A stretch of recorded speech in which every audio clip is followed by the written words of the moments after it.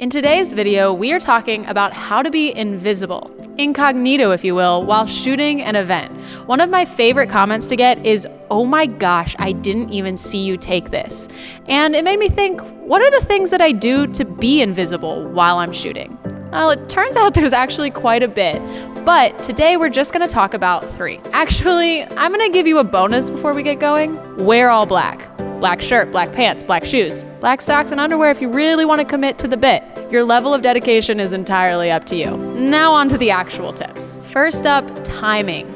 Move when the crowd moves or responds, move when the speaker turns away from you, and do not move if the speaker is looking directly at you. I repeat, do not move when the speaker's looking directly at you. Just trust me on this one. When you time your movements with the flow of the movements of the room, you stick out less. This is especially applicable while speakers are talking or in worship environments. And 2, respect the access you've been given. Having access to backstage, speakers, even the event itself is a privilege that can be easily revoked if you don't respect the gift that it is. Some examples of what respecting your access looks like. When taking photos of speakers, get the shot and get out of their space. I never want a speaker to feel like they have paparazzi around them, especially if I'm photographing an impromptu moment. This also applies to taking photos of speakers on stage. Some speakers get really distracted by cameras, so always try to stay low, inconspicuous, and shoot efficiently so you're only in their space for a few minutes. Another example is knowing where you are actually allowed to be.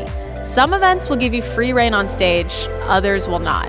Some will allow you backstage with speakers, and others will not. A lot of events are broadcasted live and have a large production team trying to get the exact same shots as you.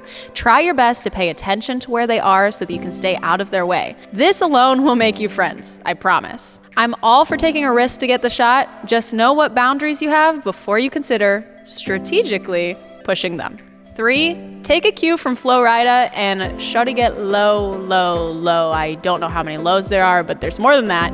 But the point still stands. Get low. The lower you are, the fewer people are watching you, and the less likely you are to distract a speaker. I don't usually make my movement slow to the ground unless I'm really trying not to block people's view, but if I know that I'm gonna settle someplace for a while and wait for a shot, or to just get speaker photos, I find that squatting down helps people kind of forget that I'm there. If you don't want to get low, I'd recommend simply just being still once you're in position. And there you go, 3 tips on how to be invisible while shooting an event. I hope that you too get the joy of receiving the feedback, "Oh my gosh, I didn't even see you take this," and that you get the same kind of joy from it that I do.